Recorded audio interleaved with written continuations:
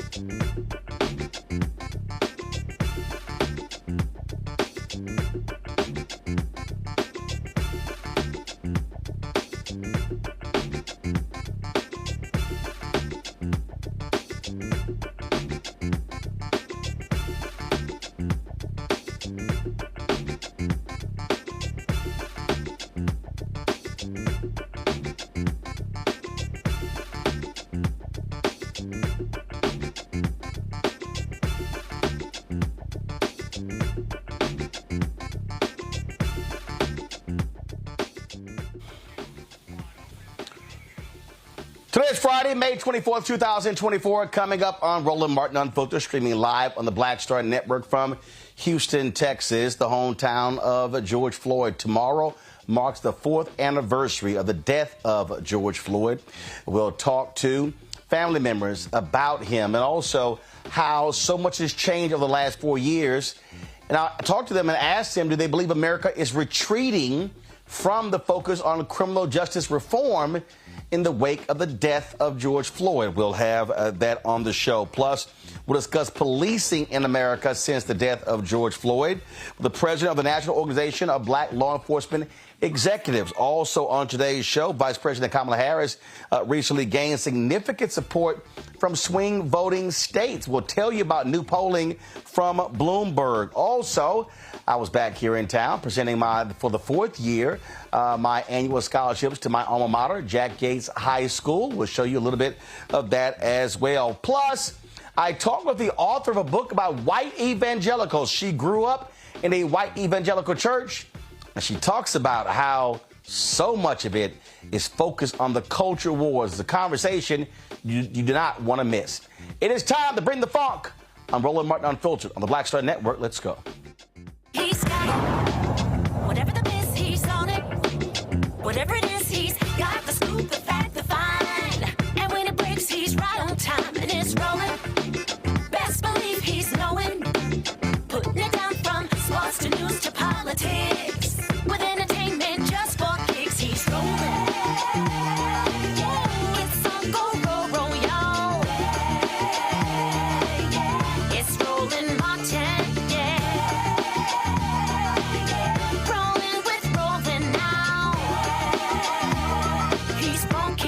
He's real, the best, you know he's Roland Martin now.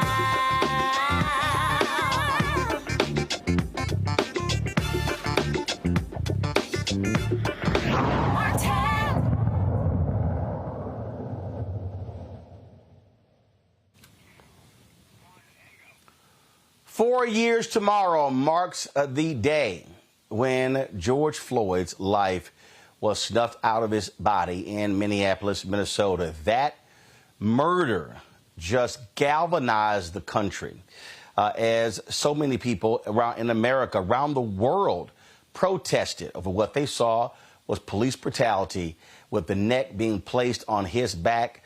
As we said, protests happen all around the country.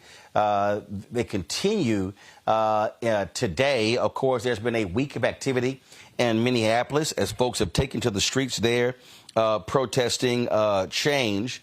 But a lot has changed in the last 4 years, yet we still do not see a bill that deals with criminal justice reform that was blocked in the United States Senate by South Carolina Senator Tim Scott. Philonise Floyd is the brother of George Floyd. He's also the president of Foundation. He's joining me now from Baltimore, Maryland. Philonise, glad to have you with us. First of all, I'm here in Houston, of course, hometown. I was at my high school today, Jack Yates High School, the same high school that George Floyd attended as well. And so certainly glad to be here.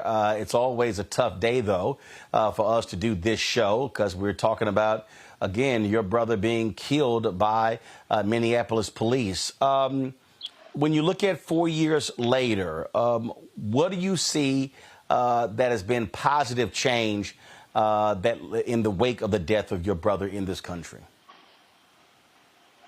Well, honestly, I really don't see a lot of positive change. They implemented laws. They implemented things for the bill, meaning that they had the no-knock warrants for Breonna Taylor. They had the no-chokehold law established for Eric Garner, my brother George Floyd, and so many others. You think about how they said, spoke about the database. People can't just have a job in Washington and then go get a job in Baltimore. But the thing that I want to focus more on is qualified immunity, because you have to have an understanding that people, they have these dash cams and they steady killing us, and then they want to turn the cameras off and act like they didn't kill us. And I don't care where you at and who you talking to. We got to talk to kids the same way. And they could be the second grade, third grade, fourth grade. We got to explain this over and over again. Qualified immunity, qualified immunity, qualified immunity over and over to tell these kids what's going on in America. In fact, there was a federal judge who recently, in his ruling, ripped the Supreme Court's decision on qualified immunity and said that needs to be seriously reviewed and changed. And this was a black federal judge in Mississippi. Let me tell you something. Qualified immunity always needs to be respected because you got too much going on in this world right now. You look at just happened to Roger Forson. He was murdered right there at his steps. And the police officer, when he opened the door, he had his gun pointing toward the ground. The officer shot him 6 times. And then he said, put the gun down. How can you not sit there and make sure this qualified immunity bill is here? I was just in Washington, and it passed in the House, and we spoke there about it. But right now, we're waiting on the Senate to open up. And, I mean, look, the Dems still have a very narrow margin. At the end of the day, they need those 10 votes, and I don't see the path for Republicans. Are you and other family members, I suggested this even, last year, a couple of years ago, that I really believe that you and others should come to Capitol Hill, demand Republicans come to the table with President Biden and say, take another stab at it, and let's get this done in this election year. And then let's see, put folks on the record to see who is for this and who is not, who is against it. You're right. And I believe that, too. But, it's only a one-man show. It needs to be spoken to the people in the Senate. But at the same time, if he has the power, because he made this law of the land, so if he can sit there and bring these people to the table, that will be a done deal and a sealed deal for me, for them to establish the opportunity to change this law. Because people like Timothy Eugene Scott, he don't care about his own people. He's a black man. I know he's been arrested before. I know he's been pulled over before. And at the same time, it's racism everywhere around this world. And we're living in it. This is a political fantasy that a lot of these people living on, and they're trying to bring this shady government back to the Stone Ages. That is the case. One of the areas that what we've also seen is in the wake of your brother's death, a lot of companies that were committing themselves to diversity, equity, inclusion. We began to see last year a retreat. A lot of folks getting rid of DEI, laying folks off. We've seen Republicans getting rid of it in colleges and universities. And I kept saying to people then, you got to keep your foot on their necks, because white America has always, in the history of America, 2, 3, 4, 5 years after the fact, had a focus, and all of a sudden just went by the wayside. That's what we're seeing happening here. Oh, yes, sir. They're not trying to implement any of these laws. They're trying to walk away from everything. Brown and black people, we've been living in this treacherous world for a long time. And this same world I was born in, this is the way that I found it, and I'm not trying to leave it like this right now. We're trying to get accountability for all nationalities. We need people to be able to be respected as citizens and not second-class citizens. This is somewhere where I want my respect, because I need respect like air. I need it to survive. That's what I need right now. And we need to constantly get out here and protest and stand in these people's face and let them know we're not going nowhere, and we demand that we get qualified immunity. Absolutely. And unfortunately, what we're seeing is it has to be left up to the states. Republicans are hardening on this. You got Republican governors like Greg Abbott. He pardons this white racist who killed a Black Lives Matter protester there. You've got in Missouri, the governor is saying he may very well pardon a police officer who was convicted as well. And so it is as if we learn a lot. There were people who were focused in the first year or two, but focus has waned ever since. What do you want to say to all the people, black, white, Latino, Asian American, in America but across the world, who are rallying, who are protesting, who were so energized in the wake of your brother's death? What do you say to those folks who, frankly, gone back home and forgot what took place 4 years ago? I want them to open up their mind, and I want them to get out and step out on faith, and let's demand that we get these laws changed right now. We don't have time to sit here and play with these people. We went and vote. You know what I mean? I tell everybody we need to constantly vote, because at the end of the day, you don't gain nothing from voting, but you lose everything if you don't vote. And you got to vote for the right people in office right now. We can't be getting out voting for somebody who's talking about, I want you to, when you arrest them, bump their head into the police car, and before you put them in, and I pay for your legal fees. I don't want nobody to be talking about that if they looting, then they shooting. We don't need a president like that. We don't need a president making these derogatory comments about women. You know, women are women, and we need to be helpful for our women, no matter the nationality. I'm not racist. I don't want a racist person to be holding nothing accountable, because you're not here to do anything right. So if we got people like Congresswoman Sheila Jackson-Lee, who stepped out when Karen Bass helped implemented this bill, and Cory Booker, all of these people, they walked in good faith, and all these people all around the world got out and protested for my brother when it was in the midst of a pandemic, that let you know where we stand, because a lot of people said that wasn't right. They shouldn't have had that knee on this man's neck for over 9 minutes and 29 seconds, and they created a motion cinema picture for the world to see. Philonise, we appreciate it, my brother. Thank you so very much. Thank you so much, Mr. Roland. Hey, it's a pleasure being here, and I appreciate what you're doing for Black America. You're putting everybody on Front Street, and I'm loving that, because I want to move forward, not backward. I'm not going to the Stone Ages. I'm not going to be around picking cotton. I'm not racist, but I know what's going on. I've seen it all before, the same things that they're trying to take out of these books. I want to keep implementing this, because people need to know, because there's too many people, bodies who lost their lives because of this sensitivity of these police officers not wanting to do their job the right way. My brother's blood is on that bill, and Breonna Taylor and so many others on that bill Tyree Nicholas blood on their bills. These people need to be held accountable right now, and we need to get the job done. So people stand with me, and let's get up and fight, and let's get the right person in office to solve these issues that we got going on. All right, then. We appreciate it. Thanks a lot. Thank you so much.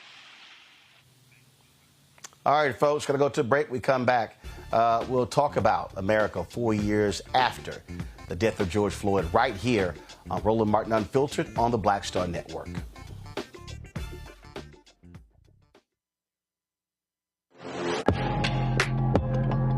A lot of y'all have been asking me about the pocket squares that we have available on our website. You see me rocking the Shibori pocket square right here. It's all about looking different. Now, look, summertime is coming up. Y'all know, I keep trying to tell fellas, change your look, please. You can't wear athletic shoes every damn wear. So if you're putting on linen suits, if you're putting on some summer suits, have a whole different look. The reason I like this particular pocket square, the Shibori, is because it's sort of like a flower and looks pretty cool here versus the traditional boring silk pocket squares. But also I like being a little different as well. So this is why we have these custom-made feather pocket squares on the website as well. My sister actually designed these after a few years ago. I was in this battle with Steve Harvey at Essence, and I saw this at a St. Jude fundraiser. I saw this feather pocket square, and I said, well, I got some ideas. So I hit her, and she sent me about 30 different ones. And so this completely changes your look. Now, some of you men out there, I had some dudes say, oh, man, I can't wear that. Well, if you ain't got swagger, that's not my problem. But if you're looking for something different to spruce up your look, fellas, ladies, if y'all looking to get your man a good gift, I've run into brothers all across the country with the feather pocket squares saying, see, check mine out. And so it's always good to see them. And so this is what you do. Go to RolandSMartin.com/pocket squares. You can order Shibori pocket squares or the custom-made pocket squares. Now, for the Shiboris, we're out of a lot of the different colors, and I think we're down to about 200 or 300. So you want to get your order in as soon as you can, because here's what happened. I got these several years ago, and the Japanese company signed a deal with another company, and I bought them before they signed that deal, and so I can't get access to any more from the company in Japan that makes them. And so get yours now. So come summertime, when I see y'all at Essence, y'all could be looking fly with the Shibori pocket square or the custom-made pocket square. Again, RolandSMartin.com/pocket squares. Go there now.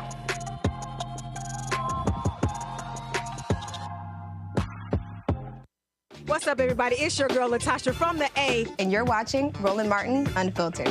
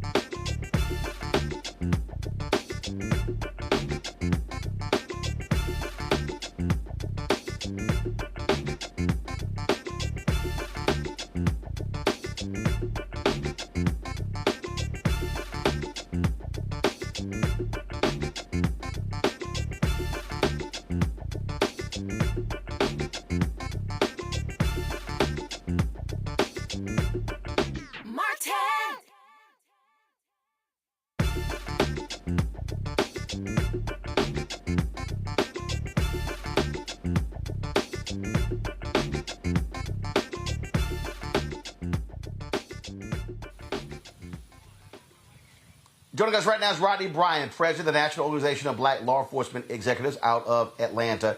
Rodney, glad to have you on the show. First, in the aftermath of George Floyd's death, we saw changes being made. We saw police chiefs and city councils and mayors, some governors making changes. But what you've now seen is a backlash. You've seen Republicans in Tennessee pass a law stripping the Memphis City Council of being able to outlaw certain stops.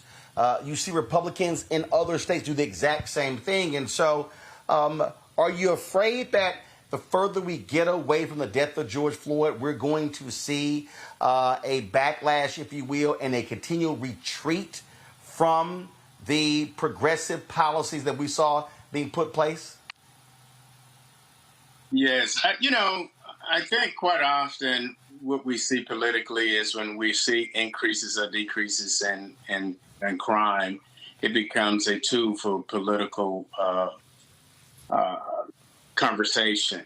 And it is concerning when you start to see politicians decide to have such an impact as it relates, or their hands involved in addressing crime as opposed to the police chief. It does become more concerning. Well, I think what jumps out at me is that when we talk about these police shootings, we've had Samuel Singawe on, and we've had an increase, and you still have people making these multi-million-dollar payouts. And look, we talked about Roger Fortson, what happened in Florida. We are still seeing people who end up dead after basic traffic stops. And so what the hell needs to happen for there to be real change in this country? Roland, absolutely. When you look at the law enforcement in the United States, we have over 18,000 law enforcement agencies. And those different agencies train completely different from one another. And that's a problem. There's no universal understanding of how law enforcement is supposed to be operated in our country. And so you can have one agency do one thing right and try to work with the community to evolve, and you'll see another one go in the opposite direction. And so I think that plays a significant role when we have no general universal standard as it relates to how we police, how we relate to the community, and how we address issues. And then we talk about that training. Look, millions upon millions have been plowed into training, yet we continue to see the problems persist. Well, like in any other training, just like you see in the educational system, sometimes you have to take a look at it and see, just because you're being trained don't mean that you're getting the proper training. And we have to, again, make sure that we're taking a look at some of the agencies that we believe that are doing it right, making sure that we're having conversations with the communities that we serve, and ensuring that we have the right training. You're absolutely right. Just because you're getting training don't mean that you're getting the proper training. Don't mean that you're getting the right training. The George Floyd Justice Act, passed in the House by Democrats, gets to the Senate, fraternal order police, others brought to the table. It ends up getting stopped because of Senator Tim Scott, Senator Lindsey Graham. And Noble was not happy at all. You had Tim Scott saying, he was saying that, Democrats wanted to defund the police, and that was no good. Is it possible to get this back on track? Is it possible to put pressure on this Senate this year to get them to act? Because, frankly, it's still needed. And I don't know if you saw the ruling of the federal judge, the black federal judge in Mississippi, who laid out in very clear terms qualified immunity and the problems with it. Yeah, I think that we have to re-engage as it relates to the George Floyd Act. As you stated, Noble was in support of it, as other law enforcement organizations, and we think that it is the right thing to do. We think that it is incumbent upon us to have policies and procedures in place to make sure that law enforcement is operating properly to protect the citizens that we serve. We have to do that. As it relates to the immunity, it differs from one place to the other. I think that having policies in place, having laws in place to ensure that law enforcement officers are doing the right thing at the right time is important. So we have to continue to re-engage, continue to fight, continue to have conversations with our policymakers. But I'll tell you this: one of the things that I think that is so important as we address this, and what is also missing is having the right people in these chairs, the right chiefs in place, the right mayors in place, because they too can adjust the policies to make sure, even though there may not be a law in place, there can be policies in place to make sure that we're doing the right thing. I'm going to bring in my panel now. Joining me is Matt Manning, civil rights attorney, joining us from Corpus Christi, Texas. Dr. Cleo Monago, social architect, chief advisor, Black Men's Exchange, joining us as well. Michael Imhotep, host, African History Network show out of Detroit. Matt, I'll start with you. Your question for Noble. So my question relates to qualified immunity, and the question is, what reform would you be in support of, either individually or on behalf of Noble, as it comes to being able to hold accountable officers who are demonstrably doing the wrong thing?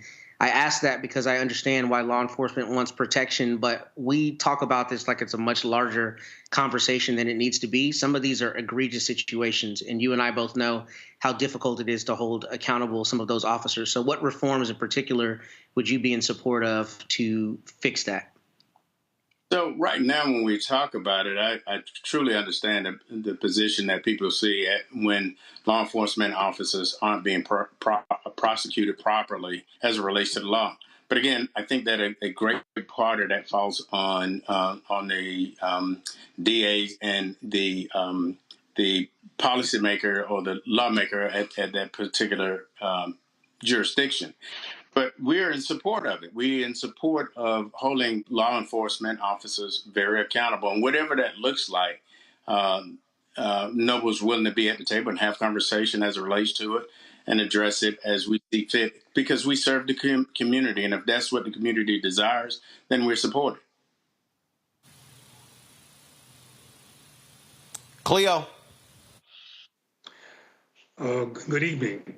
My question is Noble or Black officers united in a critical mass number against lethal injustice against Black people? Is Noble taking macro level positions against the mistreatment of Black people by their peers that are not Black, et cetera? Absolutely. When we see a level of injustice, Noble is first organization to come out and speak against it. Now, we also recognize that there's an aspect that we have to ensure that the investigation is played out. But it has been my policy and to some of the preceding presidents that we speak on what we see and then understand that the investigation has to play out. And after that investigation plays out, we speak on it again. But we are very vocal as it relates to what we're seeing in this profession. Michael. All right, Brother Rodney, thanks for coming on today. When we talk about the George Floyd Justice and Policing Act and we talk about police killings in general, it's even though African Americans are disproportionately killed at twice the rate of white Americans, but each year, especially when we look at fatal force from the Washington Post, which is the largest database probably of police killings, each year white people make up 50% of those shot and killed by police. Now, we know white people are the majority of the population, 57%. But are there any ways you think that we can hit on this point and talk about how this is much larger than just a Black issue? Because this impacts all of America, not just African Americans. Absolutely. You know, I think, and this is my position on it, I think any time that we start engaging and looking at it at micro levels, that's when people become disengaged because everybody believes that we are trying to play the race card when we know that there is a racial component to it. Right. Address it holistically. You're right. It's a human problem. It's a societal problem. But when you have these disparities, we have to call them out. Right. Can I ask a follow-up, Roland? All right. Well, look, we certainly... Yeah, go. Right now, there's a nationwide shortage of police officers. And a few minutes ago, you mentioned how police officers and chiefs and things like this can enforce policy, et cetera. Would this be an opportune time for African Americans who want to be the type of officers that we say we want to see to actually apply to these departments and gain power in these police departments and enforce these policies, et cetera? I'm so glad you brought that up. That's one of our principal. One of the things that we're working on in Noble right now currently is going out to communities and going out to schools that typically don't get the attention of recruitment as it relates to law enforcement. We believe that if we have more people of color in this profession that resemble the community that they serve, that they can have a phenomenal impact on the policies that are in place. Having the right chiefs in the seats, I think, is so important. But that's one of the things that we're working with right now with the Bureau of Justice on making sure that we're going out to these HBCUs and having a conversation with these students to come into this profession to be the change that they desire. Right. And want to see as well. Yes. Yeah, absolutely. We can be the change we want to see. Thank you. All right. All right, folks. Look, I certainly appreciate it. Thanks a bunch. Keep up the good work, and we'll keep pressing the case as well. Appreciate it. Thank you for having me. All right, folks, we come back, check with the panel. About 4 years after the death of George Floyd, what has changed? What hasn't changed? You're watching Roland Martin Unfiltered on the Black Star Network. Be sure to support us in what we do. Be sure to join our Bring the Funk fan club. You can send your check and money order to P.O. Box 57196, Washington, D.C., 20037-0196. Cash App, $ RM Unfiltered. PayPal, R Martin Unfiltered. Venmo is RM Unfiltered. Zelle, Roland at RolandSMartin.com. Roland at RolandMartinUnfiltered.com. Download the Black Star Network app. Apple phone, Android phone, Apple TV, Android TV, Roku, Amazon Fire TV, Xbox One, Samsung Smart TV. We'll be right back. Next on the Black Table with me, Greg Carr. Brown versus the Board of Education. The history books call it the court decision that ended racial segregation in American schools. But a brand new book, Jim Crow's Pink Slip, uncovers a devastating unintended consequence of that 1954 Supreme Court decision. We may, if we were lucky, have been the very last generation of Black students to have experienced these generations of Black teachers who have never been replaced. Dr. Leslie Fenwick joins us to talk about her book and the actions following that landmark decision that dealt a virtual death blow to Black educators. That's next on the Black Table, right here on the Black Star Network. Nobody knew that healthcare could be so complicated. Trump was a failure on healthcare. Hundreds of thousands of Black Americans lost healthcare insurance. That is outrageous. And if he's president again, he would cancel insurance for millions more of us. We cannot go back. President Biden and Vice President Harris have lowered healthcare premiums and expanded coverage for Black families. They also capped the price of insulin at $35. Joe Biden is getting the job done for people just like me. I'm Joe Biden, and I approve this message. Hi, everybody. I'm Kim Coles. Hey, I'm Donnie Simpson. Yo, it's your man Deion Cole from Blackish, and you watch Roland Martin Unfiltered.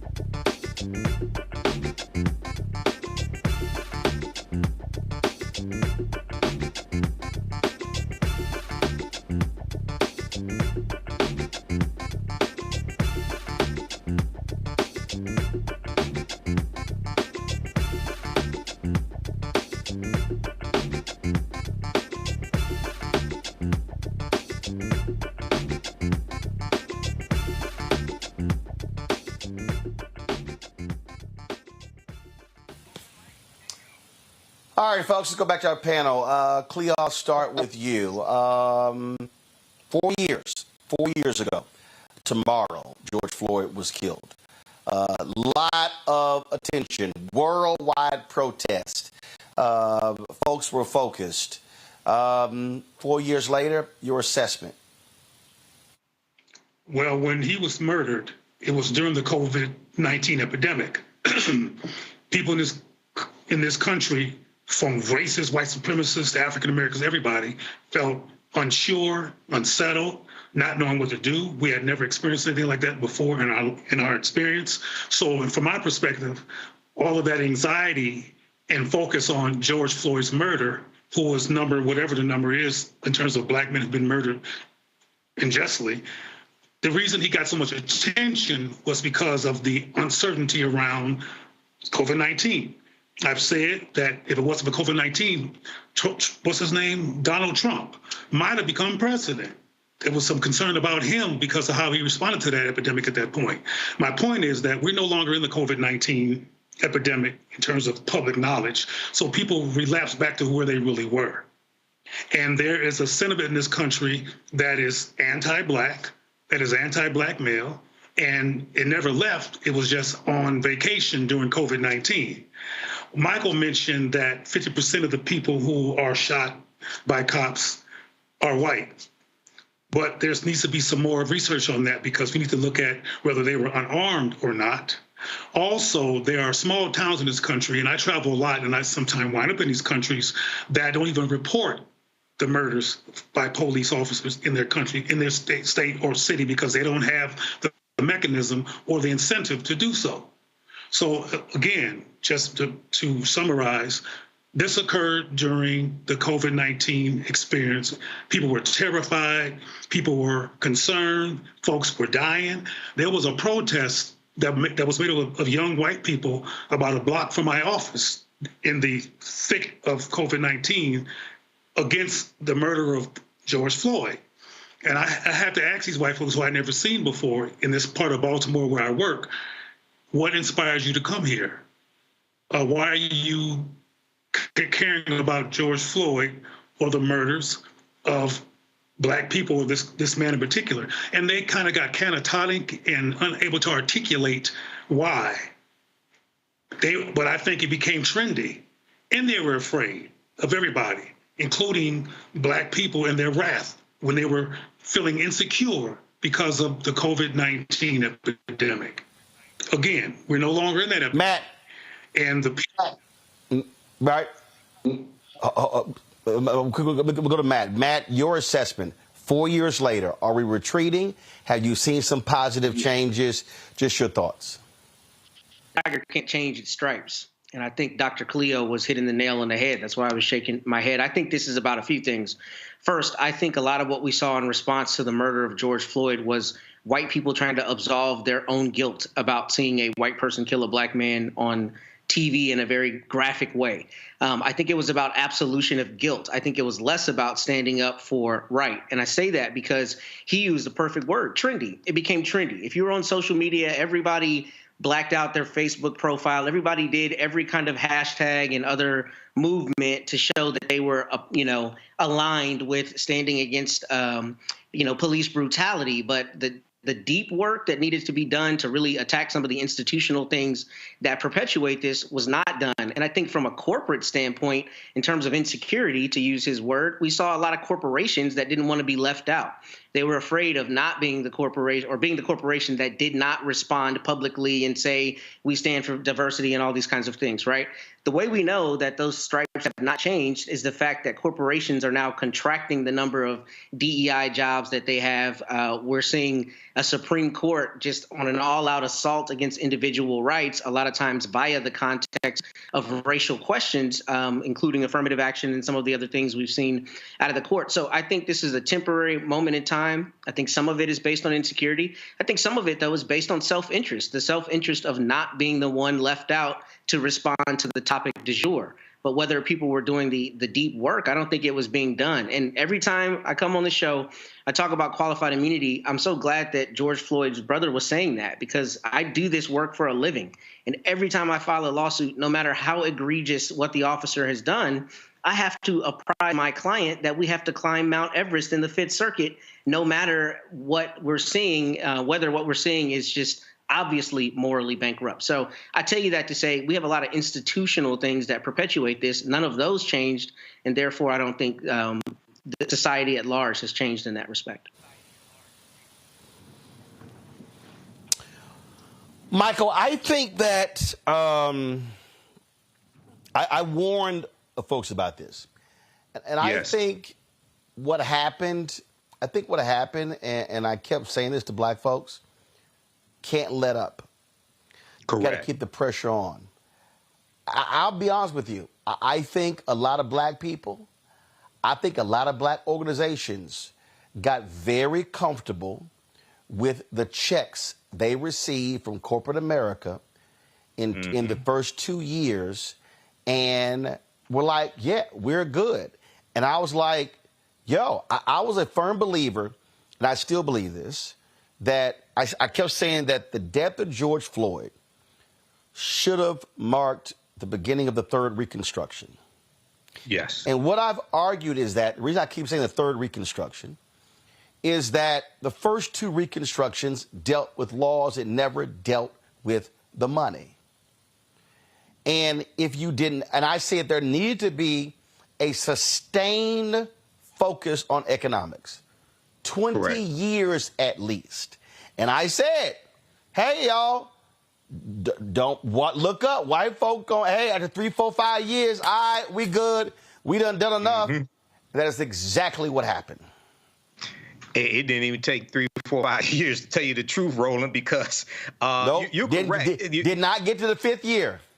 Yeah, you didn't get to the 5th year, but keep in mind, you started having the attack on critical race theory September 2020 when Donald Trump did an executive order banning critical race theory being used in federal employees, training federal employees. Then he attacked the 1619 Project. All of this stuff is connected. The attack on critical race theory, the attack on DEI, overturning affirmative action in college admissions, Ed Bloom filing the lawsuit, not getting the George Floyd Justice and Policing Act passed because of Republicans blocking it, voting against it in the House, even though it passed the House because of Democrats. But Senator Tim Scott, that loudmouth Negro, Senator Tim Scott, lying about it, saying that it was pushing defund the police, and the Fraternal Order of Police and the International Association of Police Chiefs in late September 2021 put out a joint memo basically saying your ass is lying.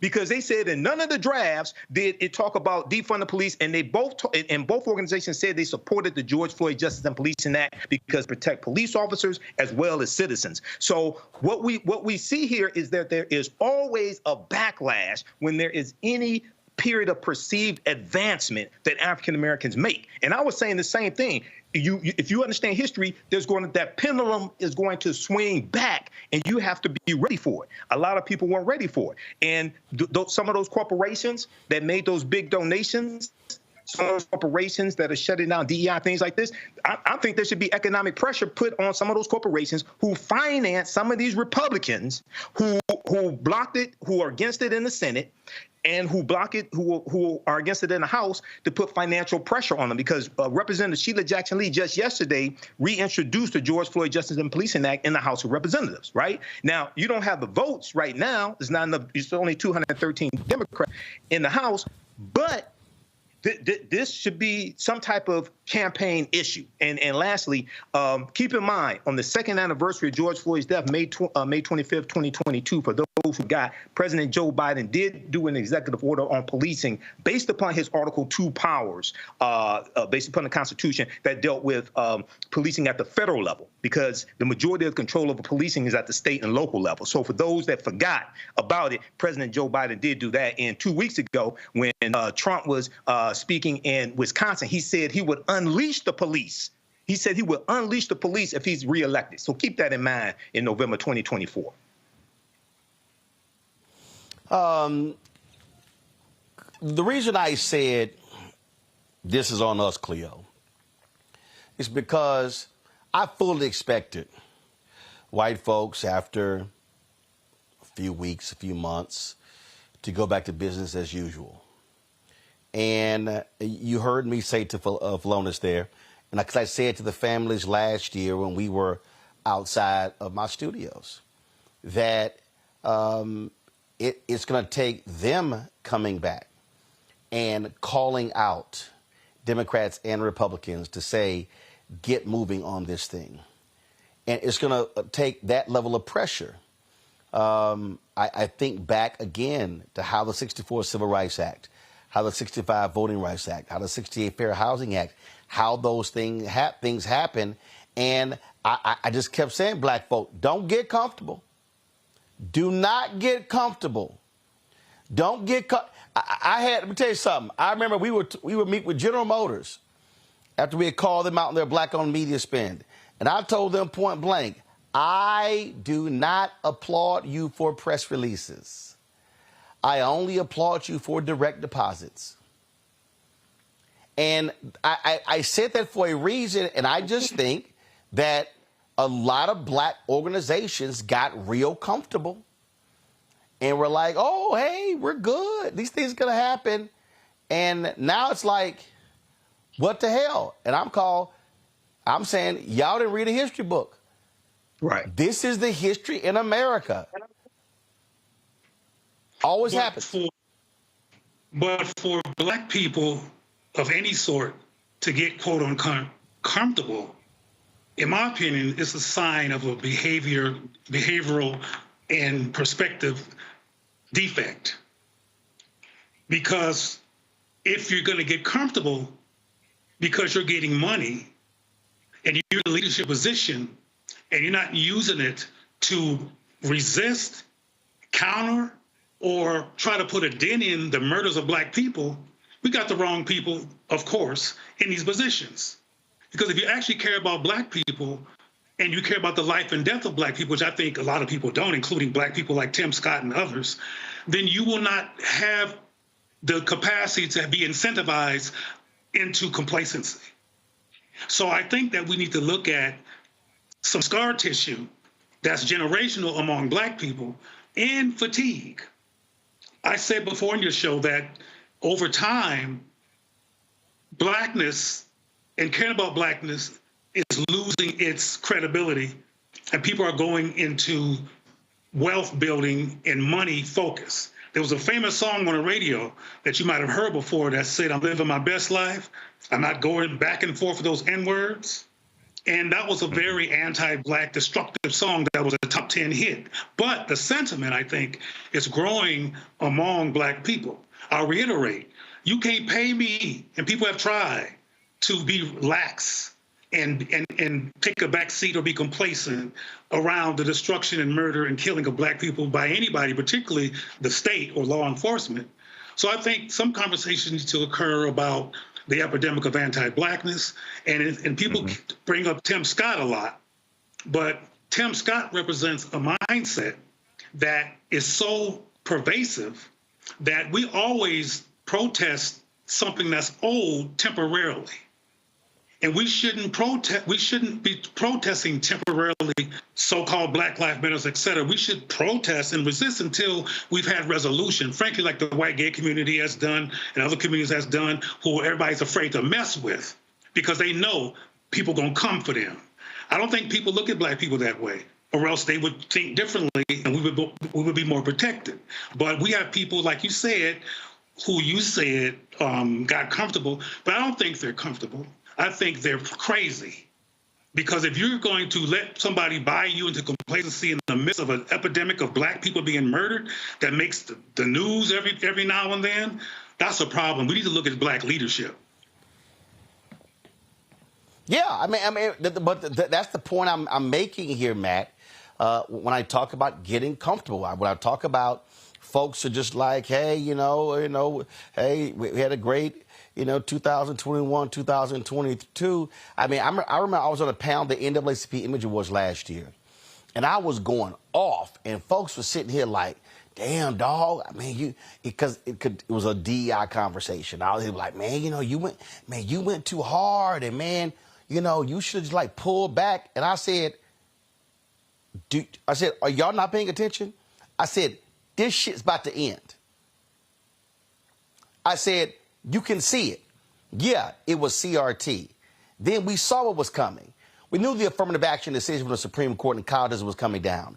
Then we saw that. Then and now what you're dealing with is now you got these folk who literally are saying, oh, that there's more racism against whites than it is against black people in this country. And so then you're seeing the pulling back again of the laws in the state legislatures. Overruling is happening in the cities. The targeting of progressive DAs. All of these different things. And they're like, oh, crime. The attack on Chase Boughton in San Francisco, he gets recalled. They're trying to get rid of the sister who was the prosecutor in Alameda County. And so I'm just trying to get our folk to understand this thing is real. It's real. Yeah. And there has to be a recalibration in black America. And, Matt, I just don't see it. I see black leadership asleep at the wheel.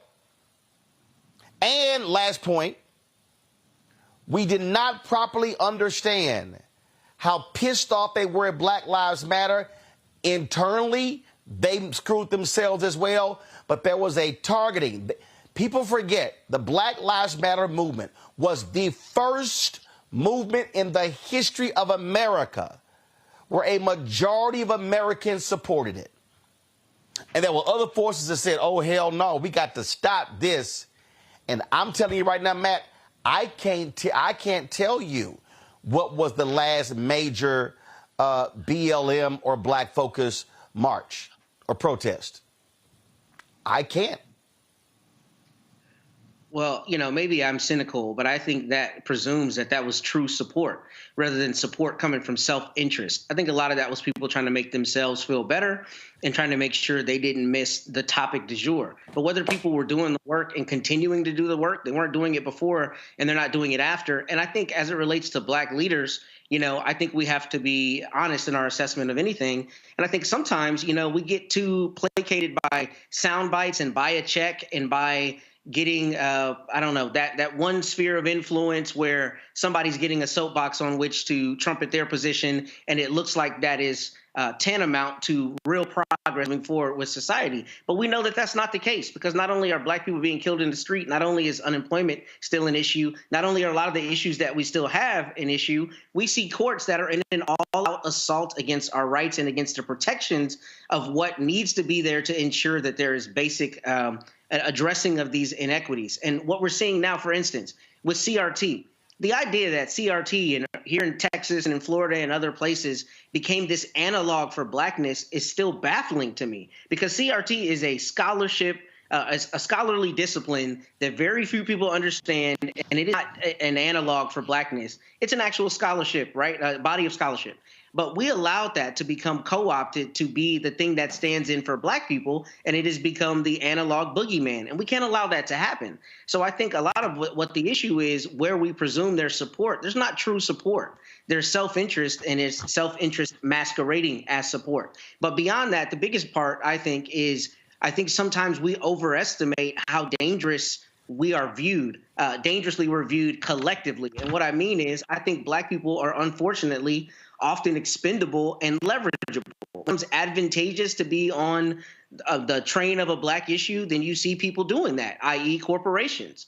Once that tide turns, then you see them stepping away from that. And the question becomes, how do you have a sustained progress and a sustained force against some of these issues that is not beholden to other people joining us or joining us in a propensity that it really gets nationwide attention. And I think that's the issue, because a lot of those allies were only there as long as it made them feel good. Once that went away, they're not there anymore. And I don't know how, leverageable those positions still are. The thing here, Michael, when I talk about being comfortable, legal groups are still battling. They're fighting the lawsuits. Right. And you've got others who I've heard I've heard Derek Johnson, the NAACP, say on many occasions that protest is performative. But the reality is, in order for you to apply pressure on city council, county government, state legislature, Congress, is you've got to have external pressure. And so you've got to have the mobilization and the organization. Frankly, I've been disappointed in black leadership, black organizations, not pressuring Democrats in the Senate, Senator Chuck Schumer, President Biden, to bring the George Floyd justice bill back up, to force Republicans in an election year to deal with it. There were other bills, there were other priorities that didn't move, that people kept hammering. You see right now they're trying to bring back the border security bill, even though Donald Trump shut that thing down. What I'm saying is, this is where you've got to continue to apply pressure. I remind people, those 3 civil rights bills, they actually were all one bill that was given to Kennedy in 1961. He gets killed, assassinated November 1963. LBJ tells King, I cannot get all of this stuff passed at one time, so it's broken all up. It literally took 5 years. Right. Here we are, 4 years after the death of George Floyd. Where is the mass protest? Where is the constant, no, we're going to go after this thing again? Where is it? Do you see it? Because I'm sorry, I don't see it. No, I don't see the mass protest, but we have to really understand end game, and it goes even beyond mass protest. It goes to actually winning in the end game and understanding how to put economic pressure on the obstructionists. Okay, because I have to say, if we go back to 2015 when you had the state of Indiana transgender bathroom bill. Okay, there were not a lot of protests, but there was economic pressure, and corporations were tripping over themselves to come out to put pressure on the state legislature in Indiana, and the governor of Indiana at that time was a gentleman named Mike Pence, who became vice president of the United States. And within about a week to 10 days, they changed the law in the state. Because of economic pressure. So one of the things, when we talk about the George Floyd Justice and Policing Act, one of the things that I think needs to happen, and I mentioned this a few minutes ago, is not just on Democrats, but also Republicans who are obstructionists, especially in the Senate. Put economic pressure on them. Go FEC.gov, Federal Elections Commission. Look at the top 5 corporations that donate to some of these Republican senators, and look at the states that have the most numbers of white people killed by police. Bring in crying white mothers to Senate hearings with pictures of their loved ones unjustly shot and killed by police. See, the game, the way some of these groups are moving and playing, they're trying to fight the good fight when they should be taking these people's heads off, and they're not playing to win. They're playing to, we're confusing activity with productivity. They're not playing to win in the end game. When we look at the Voting Rights Act, okay, the John Lewis Voting Rights Act, the same thing. You had 150 corporations that signed on to a memo, I think it was June or July 2021, that said they supported the John Lewis Voting Rights Act. So instead of nationwide pressure being put on the top 4 or 5 who finance Republican obstructionists, you had people just marching and protesting and getting arrested in front of the White House. That's good, but the people who need the pressure don't care if you get arrested. The people who are obstructionists don't care if you get arrested. You have 16 sitting U.S. senators right now who in 2006 voted to reauthorize the 1965 Voting Rights Act, and every last one of them, including the other 34 Republican senators, voted against the John Lewis voting, even though they all talked about how great John Lewis was. So there's a difference, and there's a phrase in the African American community, and you all have probably heard it: the struggle continues. I don't use that term.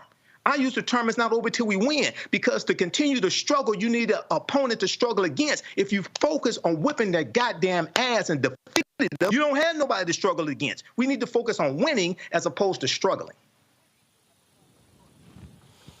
Well, I agree. You know, what's going to happen tomorrow? You're going to see social media posts. You're going to see George Floyd photos and murals and things along those lines. This photo here is my high school, Jack Hayes High School. This is outside on the sidewalk there. Excuse me, on the street. That Black Lives Matter there. You still see it, of course, on the street there outside of our studios in Washington, D.C. But the question now is, what are you going to do? And so I think a lot of folk need to be rethinking in terms of their strategies, need to be rethinking what their focus is because some things have changed. Some cities have done some good things, but frankly, there's a lot of places that still need a lot of work to do. So we certainly appreciate it. Let me thank Cleo. Let me thank Matt. Let me thank Michael as well. This is a Memorial Day weekend. Of course, something started by black folks. And so we wanted to focus this first hour on the 4th anniversary of George Floyd. When we come back, white evangelicals. I talked with the author. She lived through one of these churches, and she talked about that experience. Here's a white woman taking us inside the world of white evangelicals, white conservative evangelicals. And if you want to understand Project 2025, you want to understand the appeal to Trump, you want to understand what the Republican Party is doing, you don't want to miss this conversation. That's next, right here on Roland Martin Unfiltered on the Black Star Network. Next on Get Wealthy with me, Deborah Owens, America's Wealth Coach, women of color are starting 90% of the businesses in this country. That's the good news. The bad news, as a rule, we're not making nearly as much as everyone else. But joining us on the next Get Wealthy episode is Betty Hines. She's a business strategist, and she's showing women how to elevate other women. I don't like to say this openly, but we're getting better at it. Women struggle with collaborating with each other. And for that reason, one of the things that I demonstrate in the sessions that I have is that you can go further together if you collaborate. That's right here on Get Wealthy, only on Black Star Network.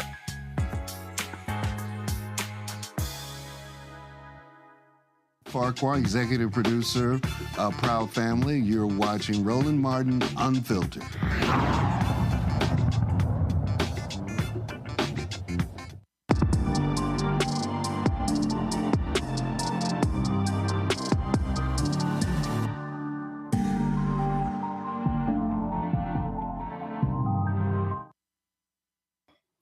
So Sarah, glad to have you here. Let's jump right into this.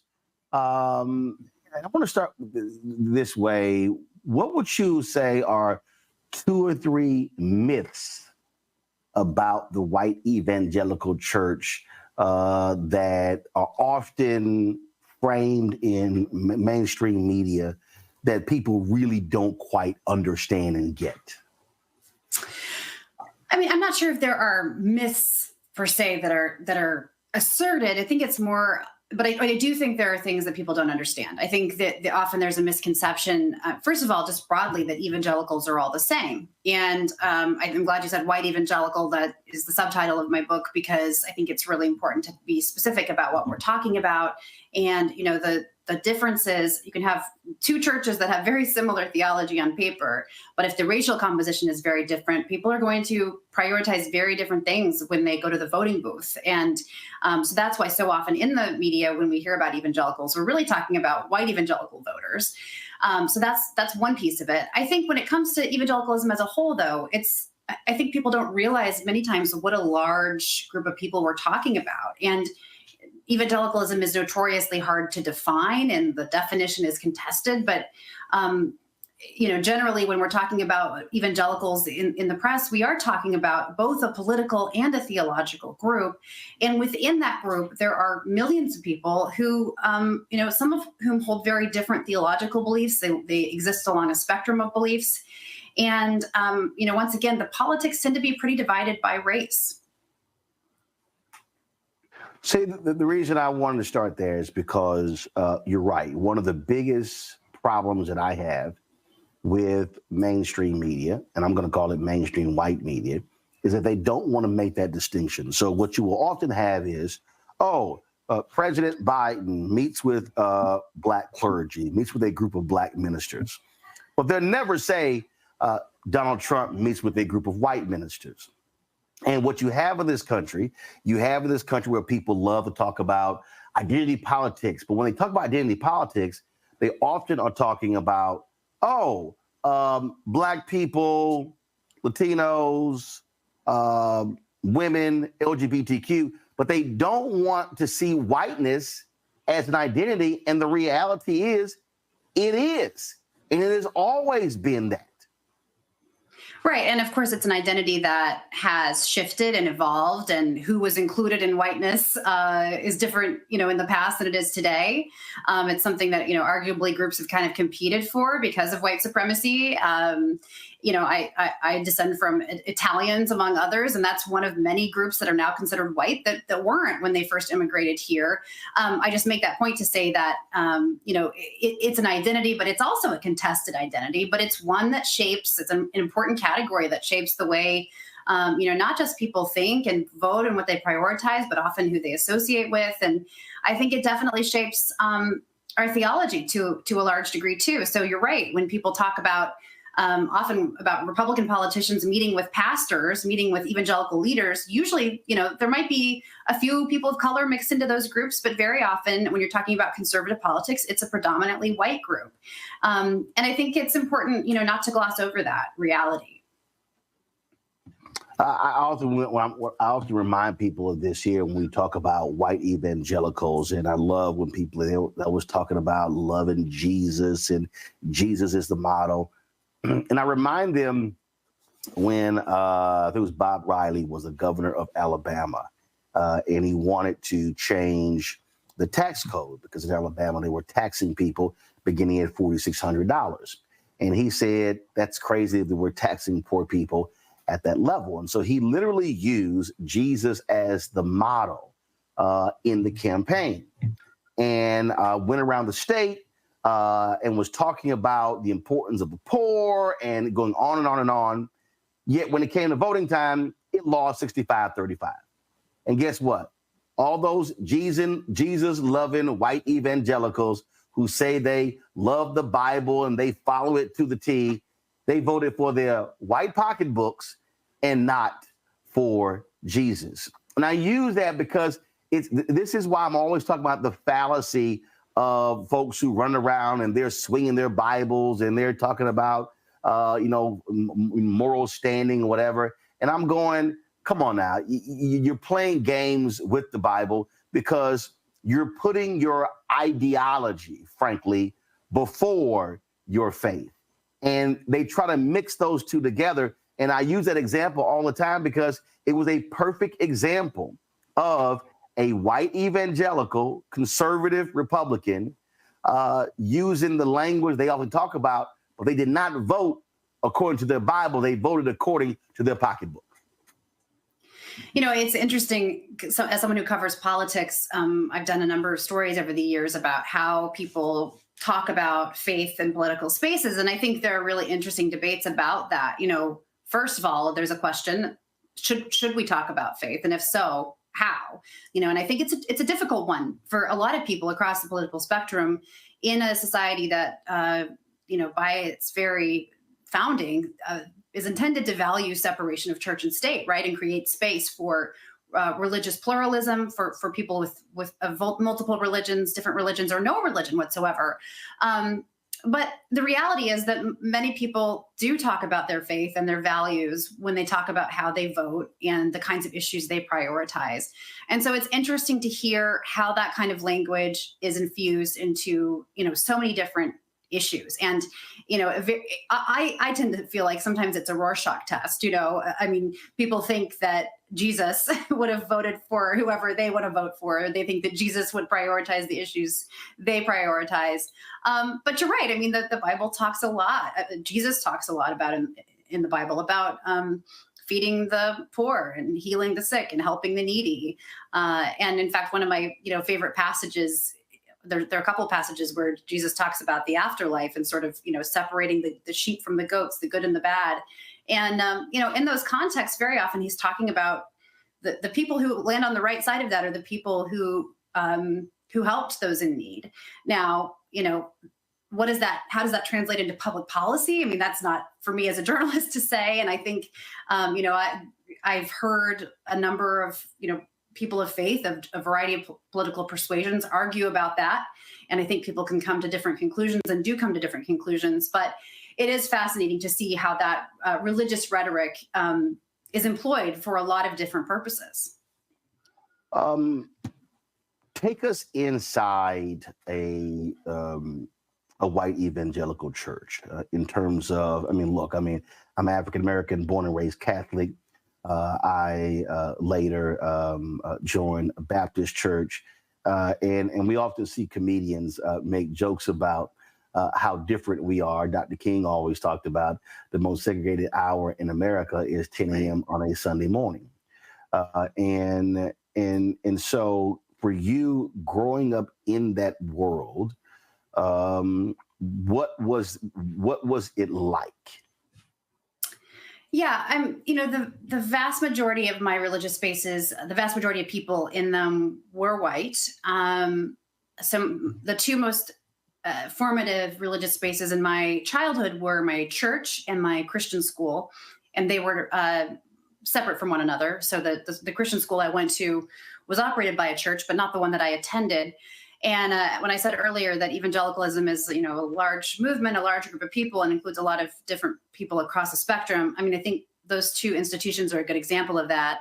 So my church was much more charismatic, expressive worship, raising your hands, closing your eyes. Some people spoke in tongues. Some people believed in gifts of healing, that you could lay your hands on someone and they would maybe be healed directly by God. My school wasn't into that stuff so much. It was a little more kind of buttoned down, a little more traditional, a little more towards the fundamentalist end of the spectrum, in the sense that girls had to wear dresses every day. I think people were, just a little more, it would maybe be more like a Baptist kind of expression of worship, although it was also an independent church and school. But in those spaces, most people were white. And what that meant was there were a few people of color in my class, and I've talked to some of my former classmates and schoolmates, since then. And some of them, I think, have talked to me about having some difficult experiences in that environment. Some of them I'm not at liberty to share, but one friend reached out to me recently after the book came out and told me some of the things he'd experienced in our Christian school that I just had no idea, kind of overt racism and so forth because of his heritage. And, I don't want to say that was commonplace or endorsed. That wasn't my impression, but at the same time, there were moments which, one of which I believe I describe in the book, where a girl in my class during prayer requests openly expressed that she didn't want Black people moving into her neighborhood. And I just remember, knowing that was wrong. My parents had taught me that was wrong. And yet I don't remember much of a response from the teacher. I think she just was kind of uncomfortable and kind of moved the conversation along. But, it was just kind of, I think it was baked into the culture maybe more than I even realized then. At the same time, and my church was also predominantly white, but not exclusively white. And at the same time, I heard a lot of good messages about race. I heard the explicit messages that my parents taught me were that people were all made in God's image, that we were all, sons and daughters, children of God, and God loved us all. Skin color didn't matter. And that racism was wrong, and that the civil rights movement was a good thing, so I'm grateful I was taught all of those things. And I think those ideas really helped form the way I try to look at people. But what I didn't have was a lot of exposure to people living, in my community who had different different life experiences, different backgrounds.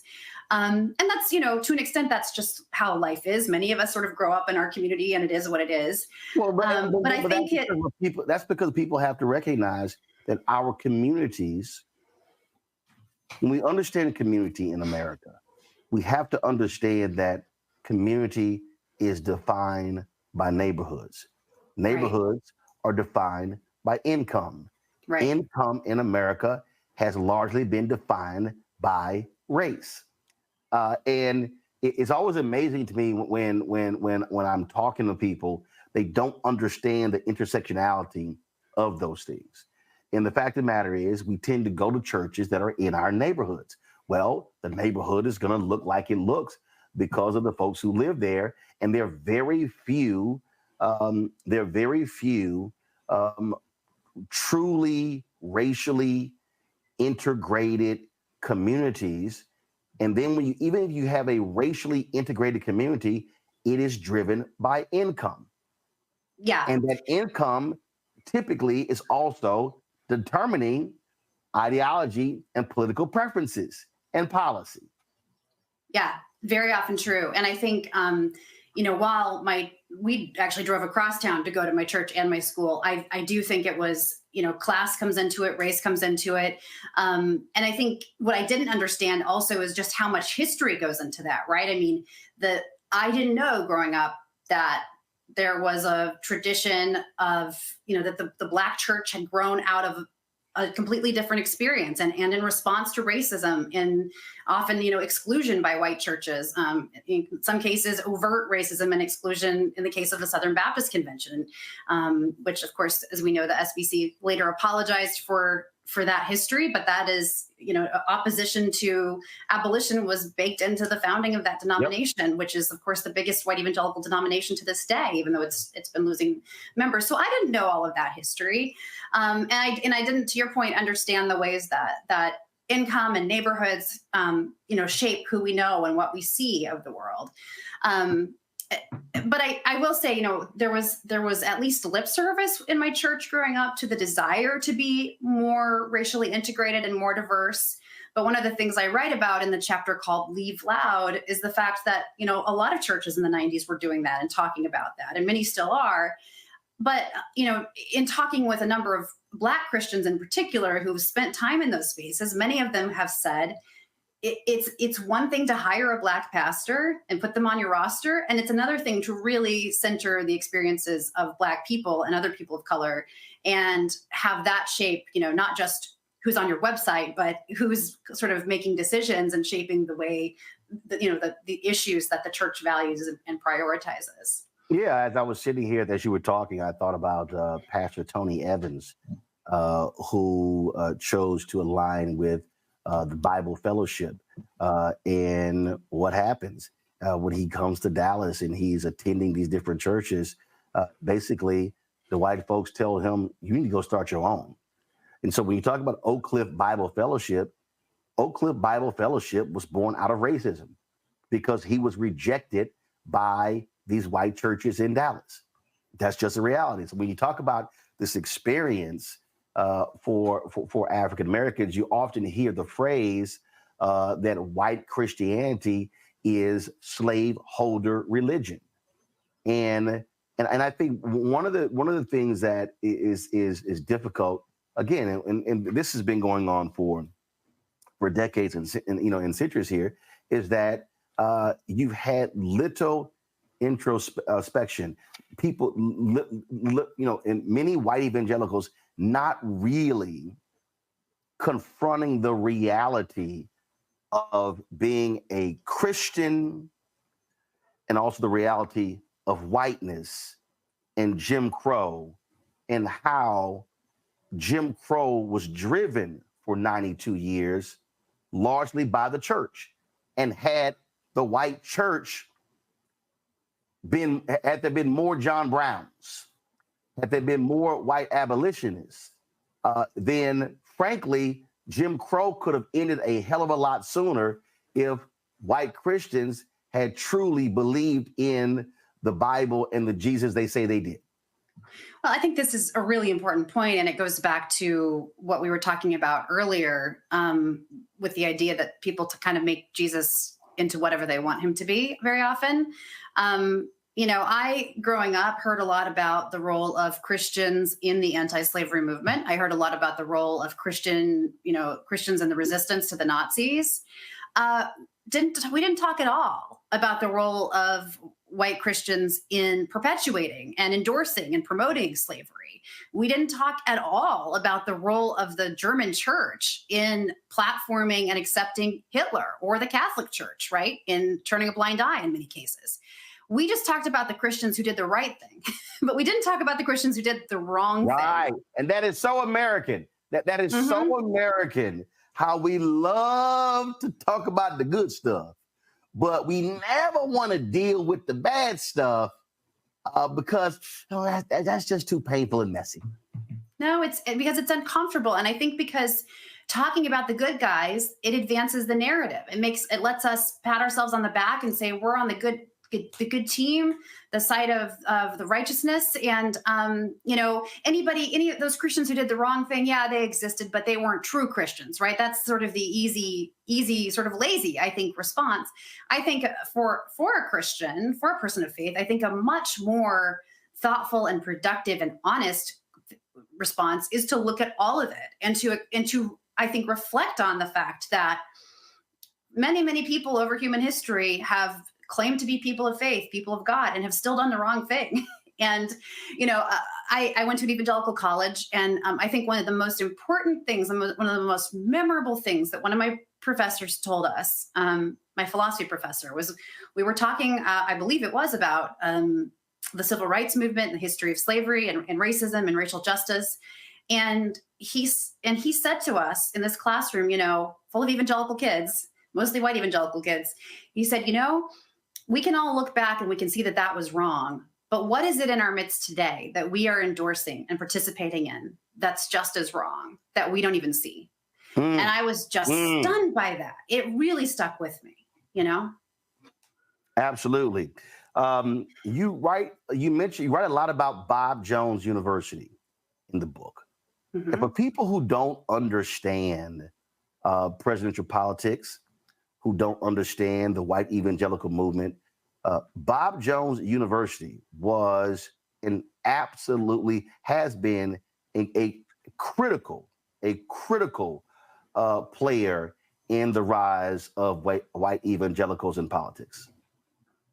Yeah, this history is a little before my time, but I think there's a history there, right, of hosting Republican presidential candidates. I think that position has maybe kind of been taken more by Liberty University in more recent years, but I think it played kind of a similar role. Is that fair?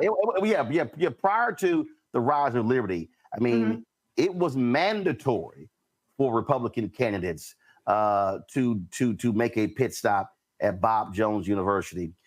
And it was, I remember when George W. Bush was running in 2000, and even then it was an issue because for the longest, Bob Jones University practiced Jim Crow, barred interracial dating. And Republicans and white evangelicals lauded Bob Jones University for its focus on Christianity, but didn't really want to talk about its racism. Yeah, and I do know that the clash between Bob Jones and the IRS over civil rights rules that were going to require Bob Jones to be integrated and allow, for example, interracial dating, which they didn't for a very long time. That clash, historians like Randall Ballmer have argued, gave birth in many ways to the current religious right, to groups like the Moral Majority, who were sort of built on the backlash to that policy. Of course, that began to encompass many other issues, including abortion and same-sex marriage and so forth. But you make an important point. Schools like Bob Jones, which again have a fairly recent history of segregation, have been, instrumental to the political process in the past. Again, that's something that they ultimately reversed that policy, but it was in place for a long time, and it led to a court fight with the IRS. Right, and the point there, them having to reverse the policy, they were forced to do so. Right. They chose racism. They chose to be racially segregated. And then by doing so, what they were doing is they were saying to other white evangelicals, this is okay. This is the way forward. And folks embraced that and were silent in telling them, this is wrong. This is not the way of Jesus. Right. And one of the things that I trace in the book, too, is the fact that a lot of the textbooks that were, widely used in Christian schools like mine and by homeschoolers came from Bob Jones and also from the Abeka books, which were out of Pensacola University, both, white Southern universities. I don't think Pensacola had the exact same history as Bob Jones, but I document in the book some of the texts that we were taught just, as fact. They were just kind of the atmosphere, the air we breathed. At best glossed over some of the ugly history of the, treatment of the indigenous people or the history of slavery. And in some cases, much worse. I mean, I quote a couple passages that going back to them this many years later, I was kind of shocked at just how egregious they were in terms of, talking about, one of them, and I can't remember if it was a Bob Jones text or an Abeka text, but it's cited in the book. One of them talked about, the South having warm air and slaves staying healthy, and I mean, this was in a Christian school textbook that was being taught to young white Christian kids. And again, I think if you had asked my parents, they would have said, yeah, that's actually really bad, but the fact that it was kind of just part of the culture in such a way that it didn't raise huge red flags, I think says a lot. Yep. Well, again, silence sometimes is even more powerful than the loudest voices championing certain things. There's a chapter in your book called A Virtuous Woman, and it's perfect that we're having this conversation right now because Kansas City Chiefs kicker Harrison Butker recently delivered his commencement speech at a Catholic college that has gotten lots of attention. His speech was condemned by the NFL, a lot of people, other people as well. So before I really get into it, I just got to get your take on that because what you're laying out here, if people think, oh, that stuff is just so old. Nope, that was just last week. I know. He's a Kansas City Chief. That's my hometown, although the speech wasn't in my hometown, but it was somewhere in Kansas, I think, Benedictine College. Catholic college, not an evangelical college, but I think there's some cultural overlap there. And yes, right, he said he addressed the women who were just getting their college degree and essentially warned them against being too ambitious in their careers and seeking promotions instead of prioritizing their families. And there is a chapter in my book, as you said, where I talk about being told something very similar. This was more than 20 years ago when I graduated from college. And the mother of one of my male friends, I'm sitting in the cafeteria, she's visiting, I'm sitting there with my friend who wanted to go to medical school. I, at the time, was thinking about going to law school. And we said so. And she said, don't do that. That'll take you away from your families. Now, neither of us, by the way, were even engaged at this point. So this was like a hypothetical family, not that it would have been okay if we were.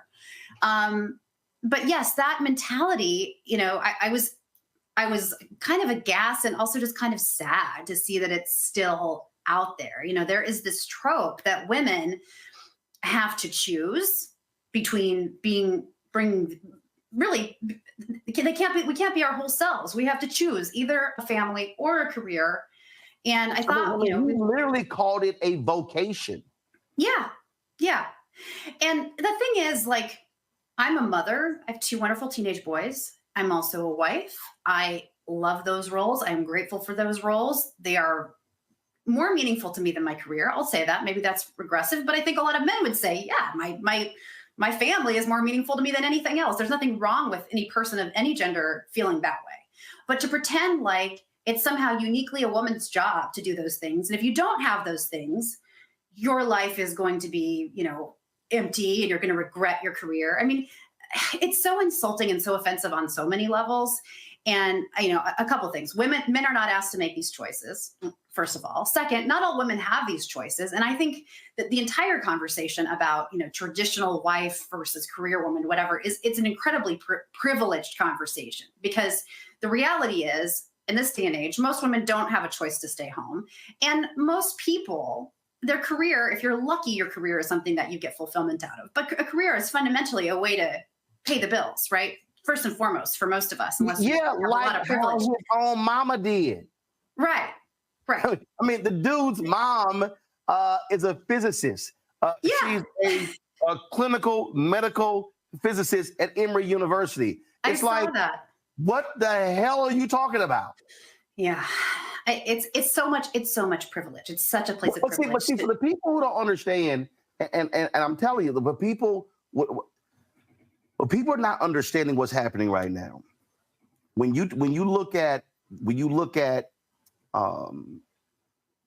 debates over the issue of abortion, reproductive rights, great replacement theory, this white fear. I'm talking about my book, White Fear. I call it White Fear: How the Brown of America is Making White Folks Lose Their Minds. What you have is, in the white evangelical space, embodied by Speaker Mike Johnson, is this worldview that white America has been destroyed because how dare you white women go off and get degrees? How dare you go off and get jobs and sacrifice birthing babies and being wives? And they are, it literally came up in the Dobbs decision in Amy Coney Barrett in the questioning and the writing. And people have to realize that what he spoke about, that worldview is literally being touted in high political spaces because that's being spoken and that's being driven. And I don't think people understand how pervasive it is today in 2024 as compared to what you talked about when you were in school. I think one of the most compelling comments I saw on this was, I can't remember the woman's name. I wish, I'm not going to try, but on Twitter, there was this long thread, which I retweeted on X, in which she essentially argues that when you pretend like a woman's natural vocation or space is home and children, and that's just what she should be doing, and that's just what she wants to do, well, then you kind of erase the fact that that is work, and that is something that we all need to recognize as a society is work that needs to be attended to, compensated, planned for. And I think that's a really important point, because if we assume that there is a woman at home taking care of everything, well, that makes a lot of people's lives a lot easier. And it also makes women easier to control. But that's not the world we live in anymore.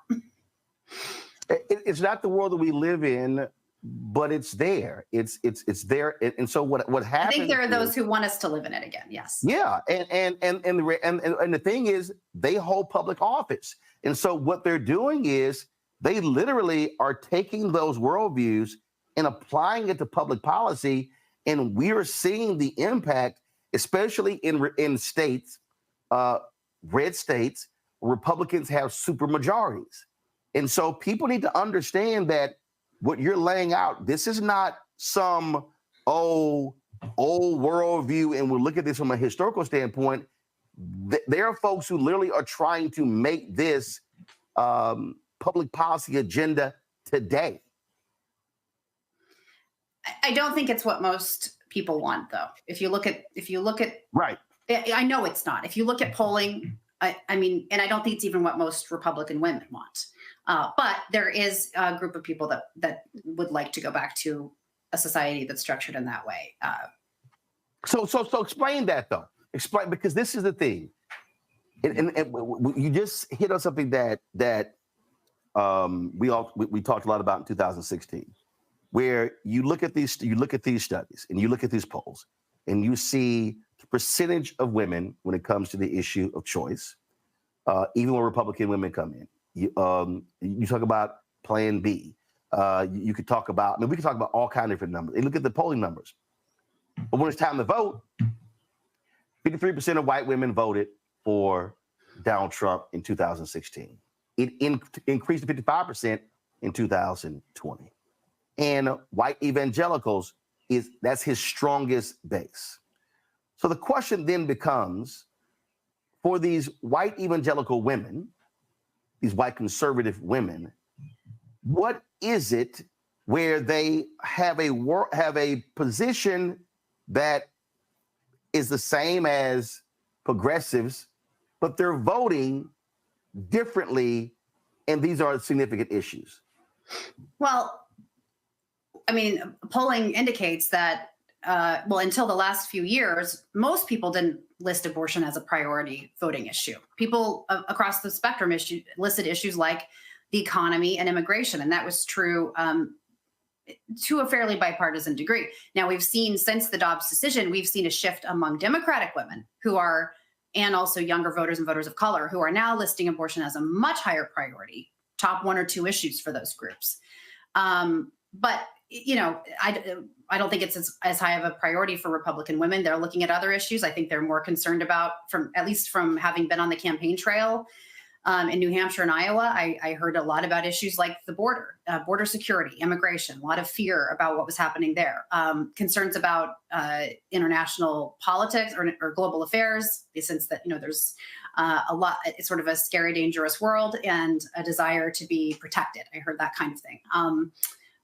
And certainly the economy. And so, why do some women prioritize abortion and others don't? I'm not sure I can answer that, but I think, historically, it wasn't even an issue that Democratic women prioritized in the same way until the Supreme Court decision. So there's been a big shift, and I think that will have an impact.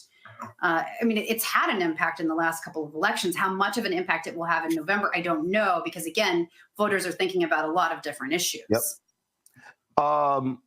You're a political correspondent with NPR, and I'm trying to think, Peggy Waymeyer, who used to be with WFAA in Dallas, was hired as the religion correspondent for ABC News when Peter Jennings was the anchor. When I was at CNN, we had a religion correspondent. I remember there was a black woman who was at Fox News. When I was at the Fort Worth Star Telegram, we had a religion writer. But when you look at media today, I think part of the problem for me is that in media, they have no clue what the hell happens in religious spaces.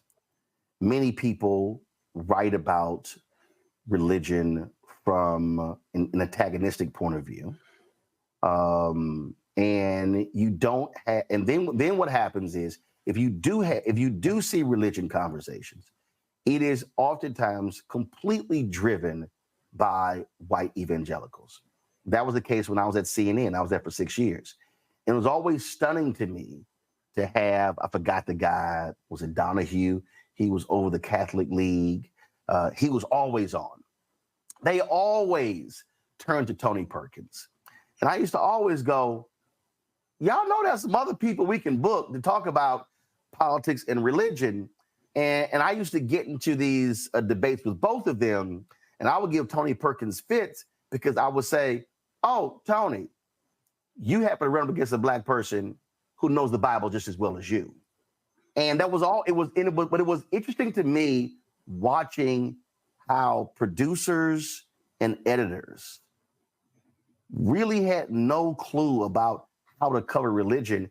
And I think part of the problem that we are facing today is that media wants to run from it as opposed to lean in, when religion is a significant part of American society.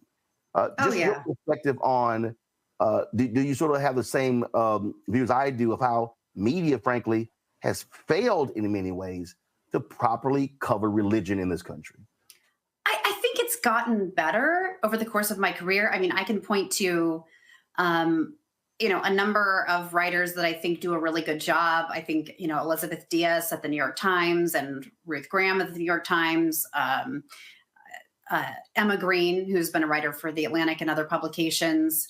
There are a lot of I know those are all white women. Sorry about that, and I know them all, and I think and I kind of know them professionally, but I think they're all really excellent reporters, and many of, at least a couple of them have a faith background, and I think that helps. I think we need a diverse array of religion writers from a variety of backgrounds, and I think groups like the Religion News Service have done a really good job of elevating the conversation, and I know hiring a diverse range of writers to write about the intersection between culture and politics and religion.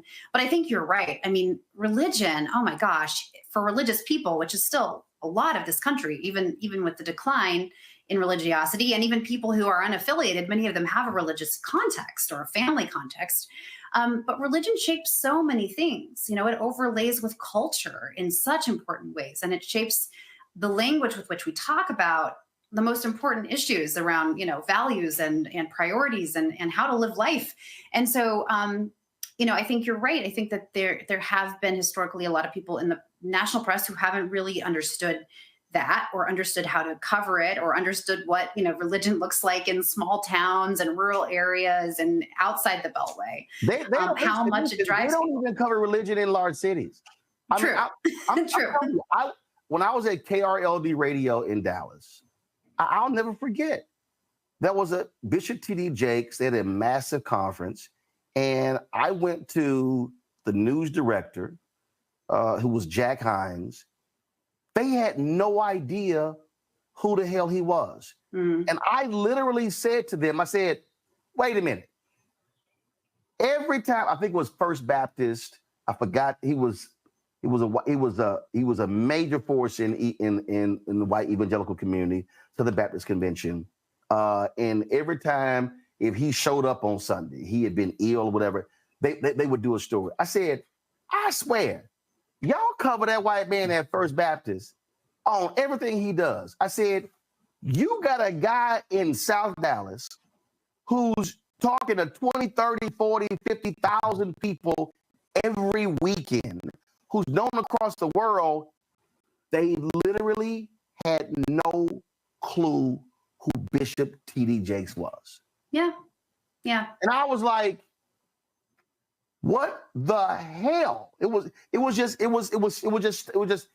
stunning to me that here we are, the biggest news station, the biggest radio station in Dallas, Fort Worth.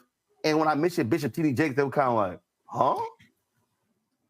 I think some of it may also be cultural. I think in the Northeast, in the sort of kind of waspy circles that a lot of people in the press come from or work in, there's like a politeness about, you don't talk about religion, right? It's a private thing. And that's not as true in, certainly in the Midwest and South, where I spent a lot of my life before coming to Washington. That's not true for everybody, but I think it's sort of the culture of a lot of the, of newsrooms for sure. And understandably, right? Because people want to be objective and fair. But I think that what's lost is failing to sort of see this layer, this really important layer of life that shapes so much of life for so many people. I do think that for lack of a better term, the religious left or progressive religious groups have started to understand that more in recent years. And I've covered some of those efforts, and I've seen those efforts, to try to promote a dialogue around religion that isn't just focused on white evangelicals, and that is, more comprehensive and robust, and that injects into the conversation the fact that, values mean a lot of things to a lot of different things to different people. But there's not just one voice on that. In writing your book, and after it was published, what have the conversations been like for people who you grew up with, went to school with, work with? Have they come to you and said, I had no damn idea this was going on? Have you opened a lot of their eyes to what they literally went through, but never really saw or understood? I have heard from a number of people, some of whom I I know and some whom I don't know who have said that reading the book really helped clarify things for them, help them understand the white evangelical culture. These are people who are sort of outside of it. I've heard from a lot of people, and this would be the biggest group, who have some experience with the white evangelical subculture, some of whom I knew growing up, and many who I did not know growing up, who've said essentially, thank you for articulating something for me. Like, thank you for pulling this all together and describing both what this experience is like for so many people in the evangelical subculture, and also kind of, you know, how it came to be and how it affects where we are today. Because, you know, the book is part memoir, but it's also a lot of interviews with a lot of other former evangelicals about their experiences and their sort of wrestling with their faith and the culture of white evangelicalism. And then I pull in a lot of research, a lot of data, and primary source research from some of the textbooks and so forth that I mentioned. And, you know, so it's been really gratifying to hear from people from a variety of perspectives and experiences who've all said essentially, like, this book explains so much. And I think I'm most pleased when I hear from people who feel like it validates and describes their own experience, because I wrote the book in large part because I knew that my experience was not unusual, and it was one that not everybody had insight into. But to hear that feedback coming in now that the book is out in the world, it's just been really, really wonderful. And do you also are you also hopeful that you're going to see a generation of white evangelicals, young evangelicals, who are challenging old precepts, who are going to bring in, if you will, or ring in a new perspective, as opposed to what we're seeing, the desperation to hold on to the old worldview of white evangelicals? Because I think that's really what this friction is. I've long said, and you talked about George Floyd in the aftermath of his murder in the book, and here we are 4 years after that happened. What I've said is that white America got really freaked out because, one, for the first time in American history, a black movement, a majority of Americans approved of it. That has never happened in American history. I think it was like 53 or 55%. That has never happened. Two, what freaked a lot of these folks out is there were young white people who were protesting, who were angry about what happened. And I think it has freaked out a lot of those folks. And what I just believe is that what we're seeing is, in which I talked about in my book, White Fear, this desperate attempt to hold on to that old world as long as possible. And I just believe that they're trying to drive it in public policy, in textbooks, the whole stripping away different content and banning books and all these different things. And so it's a desperation to hold on to that old world as much as possible. Do you see young white evangelicals saying, no, there has to be, we've got to move into the 21st century and recognize that old Jim Crow religion simply cannot be sustained in the 21st century? Certainly some of the ones I talk to and the people who are finding themselves in these evangelical spaces are questioning a lot of these concerns, raising a lot of these concerns. I talked to people who were very disturbed by, I mean, how could you not be, by what they saw with the police killing of George Floyd, and also were disturbed by their church's response to it, or what felt like an inadequate response. I talked to both Black Christians and white Christians who had that sentiment. So I think you're seeing some of that, and you know, also a desire to see more equality, you know, for women, for LGBTQ people.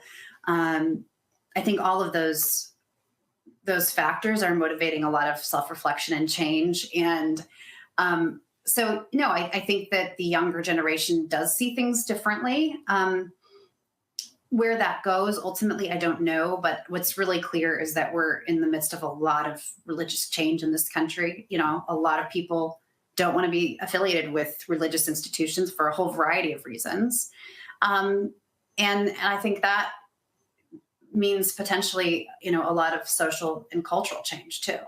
Yeah, I mean, the reality is, I've been saying, even to the Democrats, listen, your old way of trying to campaign by just hitting the black churches in September and October, that's gone, because what we're seeing is, and this is where the church, whether you're white evangelical, you're black evangelical, whatever you want to call yourself, has to now contend with, is that people have been so rubbed wrong by people's views when it comes to church, that they're opting not to even go to church. And we're seeing attendance down. We're seeing all of those different things. It has to me, it has to force a real look in the mirror to say, what will constitute the church in 10, 15, 20 years if things continue the way they are now? Yeah.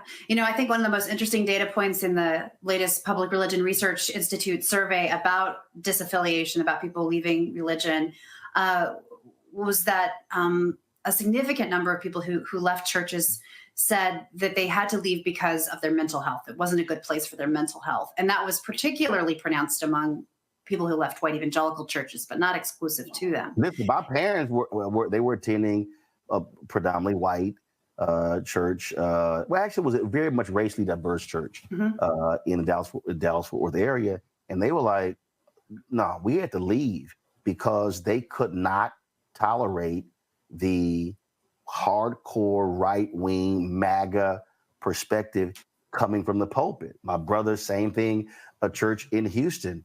I've heard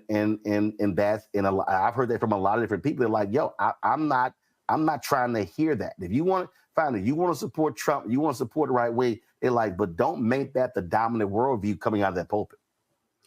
Yeah. And what's driving that sense of church not being a good place for mental health? Exactly. I don't know. That this survey didn't speak to that, but I think it's really telling. And it's concerning too, because historically, a lot of people, anecdotally, I know a lot of people who started going to church when they were going through a hard time in their life. And it was a place where they could find support and community. And so, I think that presents it would be nice to think that there would still be those places where people could find support and community, but be included, accepted, feel like it's a positive thing. Last question for you. I asked this of every book author I talked to. What was your wow moment when researching or writing this book? Was there that one or two things where you even went, wow? Well, like I said, it's not a good wow, but going back to some of my old textbooks, I tried to, as much as I could, reconstruct the textbooks I'd had in my own schools. So I did that by going to used book sites and kind of looking at the covers and then trying to order, approximately the same year. Now, I wouldn't swear to it that these are the right ones, but a lot of them I'm pretty sure. And they were definitely the publishers we used from approximately the same time periods. And so just looking back at some of that text and seeing the way that some of these Christian school textbooks talked about race and talked about women was pretty stunning. And, but it also, it made me glad that I'd gone back and done it, because originally when I started writing the book, it was going to be mostly memoir and interviews. And I thought, some of the stuff that I remember, I don't want people to take my word for it, that it was this way. I want them to hear it from the horse's mouth. So that's when I went and started pulling all the primary sources, There you go. You're like, this ain't opinion, this fact. Yeah. Yeah. And I'm not like you said, you can read some of the stuff about like the way that women are talked about, and somebody could be like, really, is that how it is? Is that really what people said? Well, it is. And it's still being said, to your point. It's still being said. Absolutely. Loving, living, and leaving the white evangelical church, the ex-evangelicals. Sarah McCammon, will appreciate you being on the Black Star Network. Thanks a bunch. Thanks so much. Good to talk to you, Roland.